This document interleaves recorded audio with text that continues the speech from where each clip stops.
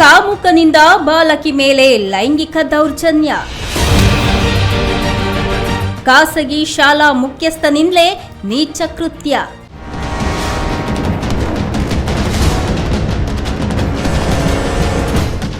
ಇಲ್ಲೊಬ್ಬ ಕಾಮುಕ ಕಾಮದಾಸಿಗೋಸ್ಕರ ಬಾಲಕಿ ಮೇಲೆ ಲೈಂಗಿಕ ಕಿರುಕುಳ ಎಸಗಿದ್ದಾನೆ. ಇವನ ಕೃತ್ಯಗಳನ್ನ ಕೇಳಿದ್ರೆ ಎಂತವರಿಗೂ ರಕ್ತ ಕುದಿಯುತ್ತೆ.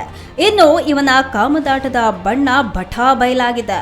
ಬೆಂಗಳೂರು ಗ್ರಾಮಾಂತರ ದೇವನಹಳ್ಳಿ ಪಟ್ಟಣದ ಹೊರವಲಯದ ಖಾಸಗಿ ಶಾಲೆಯ ಮುಖ್ಯಸ್ಥನೀತ ವಿದ್ಯಾರ್ಥಿಯೊಬ್ಬಳ ಮೇಲೆ ಅತ್ಯಾಚಾರ ಎಸಗಿರುವ ಪ್ರಕರಣ ಇದೀಗ ಬೆಳಕಿಗೆ ಬಂದಿದೆ. ಇನ್ನು ಫೋಟೋದಲ್ಲಿ ಕಾಣಿಸ್ತಾ ಇರುವಂತಹ ಕಾಮುಕನ ಹೆಸರು ಧನಂಜಯ ಅಂತ.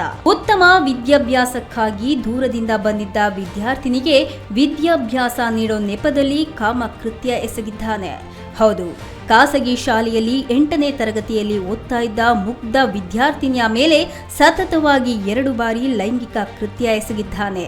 ಇನ್ನು ಈ ಕಾಮುಕನ ಕಣ್ಣು ಅಕ್ಕ ತಂಗಿಯರ ಇಬ್ಬರ ಮೇಲೂ ಕೂಡ ಬಿದ್ದಿದ್ದು, ಮೊದಲು ಸಂತ್ರಸ್ತೆಯ ಮೇಲೆ ಸತತವಾಗಿ ಲೈಂಗಿಕ ಕೃತ್ಯ ಎಸಗಿ ಸಂತ್ರಸ್ತೆಯ ತಂಗಿಯ ಮೇಲೂ ಸಹ ಈತನ ಕಾಮ ವಕ್ರ ದೃಷ್ಟಿ ಬಿದ್ದಿತ್ತು. ಆದರೆ ಕಾಮುಕನ ಕಣ್ಣಿಂದ ತಂಗಿ ಅದೃಷ್ಟವಶಾತ್ ಬಾತ್ರೂಮ್ನಲ್ಲಿ ಅಡಗಿಕೊಂಡು ಎಸ್ಕೇಪ್ ಆಗಿದ್ದಾಳೆ. ಇನ್ನು ಈ ಕುರಿತಂತೆ ಸಂತ್ರಸ್ತರಿಗೆ ಪೋಷಕರಿಗೆ ಹೇಳಬಾರ್ದು ಅಂತ ಒತ್ತಡ ಕೂಡ ಹಾಕಿದ್ದಾನೆ ಈ ಕಾಮುಕ. 8 ದಿನಗಳ ಕಾಲ ಬಾಲಕಿಯರ ಮೇಲೆ ಒತ್ತಡ. ಕಾಮಕೃತ್ಯ ಬಯಲು ಮಾಡಿದ ಪೋಷಕರು.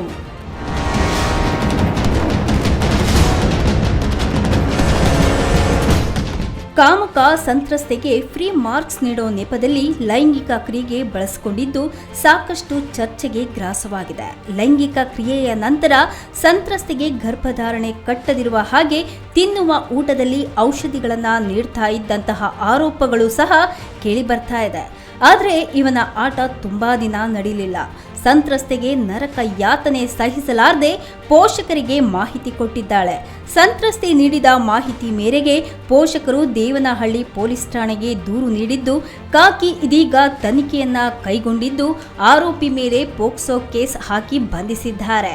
ತನಿಖೆಯಲ್ಲಿ ಆರೋಪಿ ಸಂತ್ರಸ್ತೆಗೆ ನೀಡಿದ ಲೈಂಗಿಕ ಕ್ರಿಯೆ ದೃಢಪಟ್ಟಿದ್ದು, ಈ ಲೈಂಗಿಕ ಕ್ರಿಯೆಗೆ ಸಾಥ್ ನೀಡಿದಂತಹ ಕಾಮುಕನ ಪತ್ನಿಯನ್ನ ಸಹ ಅರೆಸ್ಟ್ ಮಾಡಲಾಗಿದೆ.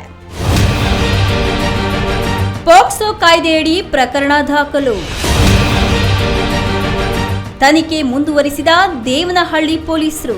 ಇಷ್ಟಾದ್ರೂ ಖಾಸಗಿ ಶಾಲೆಯಲ್ಲಿ ಇದ್ದಂತಹ ಅವ್ಯವಸ್ಥೆಗಳ ಬಗ್ಗೆ ಇಲ್ಲಿನ ಬಿಇಒ ಮತ್ತು ಡಿಡಿಪಿಐ ಅಧಿಕಾರಿಗಳ ಜಾಣ ಕುರುಡನ್ನ ಪೋಷಕರಲ್ಲಿ ಪ್ರಶ್ನೆ ಮಾಡ್ತಾ ಇದ್ದಾರೆ. ಸ್ಥಳಕ್ಕೆ ಬಂದಿದ್ದ ಅಧಿಕಾರಿಗಳನ್ನ ಪೋಷಕರು ಫುಲ್ ತರಾಟೆಗೆ ತೆಗೆದುಕೊಂಡಿದ್ದಾರೆ. ಈ ಹಿಂದೆಯೂ ಸಹ ಸ್ಥಳ ತನಿಖೆ ಮಾಡುವಂತಹ ವೇಳೆ ನಿಮಗೆ ಈ ಪ್ರಕರಣ ಕಾಣಿಸಿಲ್ವಾ, ಕಂಡರೂ ಸುಮ್ಮನಿದ್ದೀರಾ ಅಂತ ಪೋಷಕರು ರೊಚ್ಚಿಗೆದ್ದಿದ್ದಾರೆ. ಸರ್, ಇವತ್ತು ಖಾಸಗಿ ಶಾಲೆ ಸಂಸ್ಥೆಗಳು ಏನಾಗಿದೆ ಅಂತಂತಂದ್ರೆ ಬರೀ ಹಣ ಮಾಡೋದಕ್ಕೆ ಹೊರಟಿದೆ. ಮಕ್ಕಳು ರಕ್ಷಣೆ ಮಾಡೋದಾಗ್ಲಿ ಇನ್ನೊಂದಾಗ್ಲಿ ಮಾಡೋಕ್ಕೆ ರೆಡಿ ಇಲ್ಲ. ಅವರು ಮಕ್ಕಳಿಗೆ ಏನೇ ತೊಂದರೆ ಆಗಲಿ ಇನ್ನೊಂದಾಗಲಿ ಅವ್ರು ನೋಡ್ಕೊಳಕ್ಕೆ ಇಷ್ಟಪಡೋದಿಲ್ಲ. ಆಮೇಲೆ ಸರ್ಕಾರದ ಉದ್ಯೋಗಗಳು BO ಇರ್ಬೋದು, ಇರ್ಬೋದು, ಯಾರೂ ಬಂದು ಈ ಸಂಸ್ಥೆ ಯಾವ ರೀತಿ ಇದೆ, ಯಾವ ದಿಕ್ಕಿನಲ್ಲಿ ಹೋಗ್ತಾ ಇದೆ, ಪ್ರೈವೇಟ್ ಸಂಸ್ಥೆಗಳು ಅಂತ ಯಾವುದೇ ಇಲಾಖೆಯವರು ಹೋಗಿ ಸಂಸ್ಥೆಯವ್ರನ್ನ ಇದುವರೆಗೂ ನೋಡಲಿಲ್ಲ. ಅವರು ನೋಡೋದು ಇಲ್ಲ. ಯಾಕೆ ನೋಡೋದಿಲ್ಲ ಅಂತಂತಂದರೆ ಅವರು ಬೇಕಿಲ್ಲ ಅವ್ರಿಗೆ. ಈ ನಾವು ಪೇರೆಂಟ್ಸ್ ಆದವರು ನಮ್ಮ ಸಂಸ್ಥೆ, ನಮ್ಮ ಮಕ್ಕಳು ಹೆಂಗಿದ್ದಾರೆ, ಆ ಸಂಸ್ಥೆ ಯಾವ ರೀತಿ ನಡೆಸ್ತಾ ಇದೆ ಅಂತ ನಾವು ಗಮನ ಕೊಟ್ಟು ನೋಡೋಕ್ಕೆ ನಮ್ಮಿಂದನೂ ಆಗ್ತಾ ಇಲ್ಲ. ಯಾಕೆ ಆಗ್ತಾ ಇಲ್ಲ ಅಂದರೆ ಬರ್ತೀರಿ ಬಿಡ್ತೀರಿ, ನಮ್ಮ ಪಾಡಕ್ಕೆ ನಾವು ಹೋಗ್ತೀರಿ, ನಮ್ಮದೇ ಆದ ವ್ಯವಸಾಯ ರೈತರು ಮಾಡ್ಕೊಂಡು ಹೋಗ್ಬೇಕು ಅಂತ ಹೋಗ್ತೀರಿ. ಖಾಸಗಿ ಸಂಸ್ಥೆಗಳು ಬರೀ ಸುಲಿಗೆ ಮಾಡೋದಕ್ಕೆ ಹೊರಟಿದ್ದಾರೆ ಹೊರತು ಮಕ್ಕಳೇನಾಗಲಿ ಇನ್ನೊಬ್ರು ಏನಾಗಲಿ ಏನೂ ಗೊತ್ತಿಲ್ಲ ಅವ್ರಿಗೆ. ಸರ್, ಈಗ ಪೋಷಕರ ಏನು ಪರೋಕ್ಷವಾಗಿ ಇವರು ಕಾರ್ಯನಿರ್ವಹಿಸಬೇಕು. ಮಕ್ಕಳಿಗೆ ರಕ್ಷಣೆ ಕೊಡೋರೆ ಈ ತರ ಅಲ್ಲ, ರಕ್ಷಣೆ ಮಾಡೋರೆ ಅಂತಾರೆ. ಕುತ್ತಿಗೆ ಎಸ್ಕಿದ್ರೆ ಹೆಂಗೆ ಅಂತಂದ್ರೆ ಏನು ಮಾಡಕ್ಕಾಗ್ತಾ ಇಲ್ಲ. ಈಗ ಕುತ್ತಿಗೆ ಎಸ್ಬಿಟ್ಟಿದ್ದಾರೆ. ಅದನ್ನ ಸರ್ಕಾರ ಯಾವ ರೀತಿ ಗಮನ ತಗೊಂತದೆ, ಇಲಾಖೆ ಯಾವ ರೀತಿ ಗಮನ ತಗೊಂತದೆ ಅಂತಕ್ಕಂಥದ್ದು ನಾವು ಕಾದ್ ನೋಡ್ಬೇಕಾಗಿದೆ. ಸರ್, ಈಗ ನೀವು ಬರ್ತಾ ಇದ್ರಿ ಪೇರೆಂಟ್ಸ್ ಮೀಟಿಂಗ್ ಅಲ್ಲಿ ಅಟೆಂಡ್ ಮಾಡ್ತಾ ಇದ್ರಿ, ಯಾವ ತರ ಇತ್ತು ಇಲ್ಲಿ response?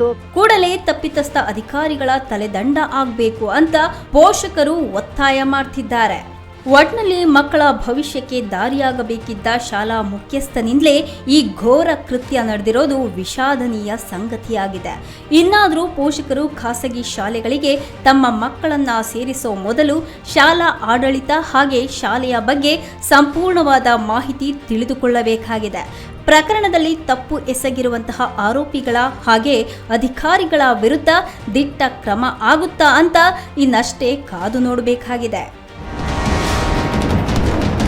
Vinay Arasu, speed news Kannada, Devanahalli.